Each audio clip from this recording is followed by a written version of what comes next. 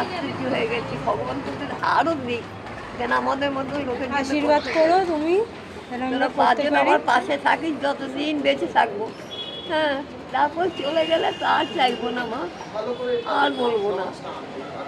আর তো বয়স হয়ে গেল, আর কি যে কটা দিন বাঁচবো তোরা একটু দেখিস মা আমাকে, আর কিছু চাই না।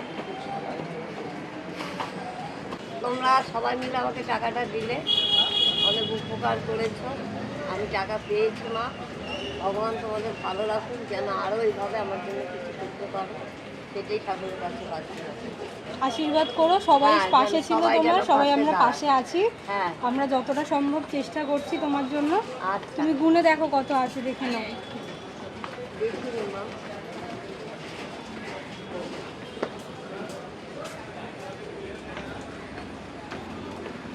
দাঁড়াও,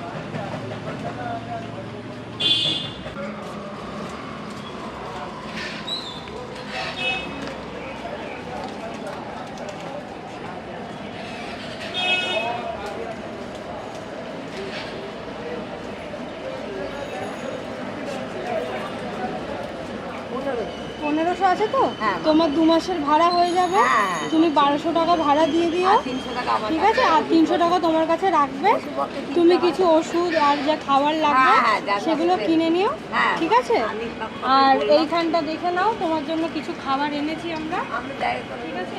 তুমি একটু দেখে নাও এখানে কি কি আছে, একটু সবাইকে দেখাও।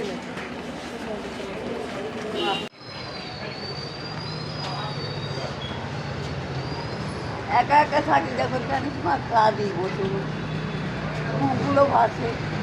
তো দাদুর কথা ভাবি, ছেলের কথা ভাবি, অনেক কিছু ভাবি।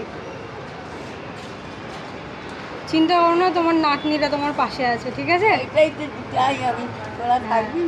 আমি যেন সারা জীবন তোদের শ্রদ্ধা করি, ভগবান তোদের আরও দিক, যেন আমার মতন গরিবের জন্য আরও কয়েকটি গরিবের জন্য করতে পারে।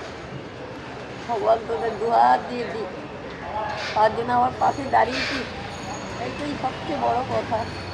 হ্যাঁ,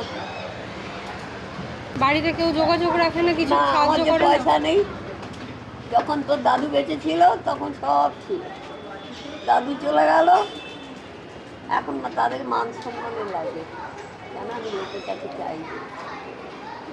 বুঝতে পেরেছিস মা? আর কি খুলে বলবো। তুমি কি ভাড়া থাকো প্রথম থেকেই? হ্যাঁ, পাড়ায় থাকি মা, তোর দাদু কিছু করে রেখে যেতে পারেনি। তোরা এই যেগুলো দিয়েছিলাম অনেক দিন খাবো। হ্যাঁ, অনেক তুমি দিন যাবে। সকালবেলা করে খেও, ঠিক আছে? হ্যাঁ, আমরা হয়তো বাতাসা মুড়ি দিয়ে খাবো। খালি পেটে থাকবে না, হ্যাঁ, না, সকাল না, থেকে। মা।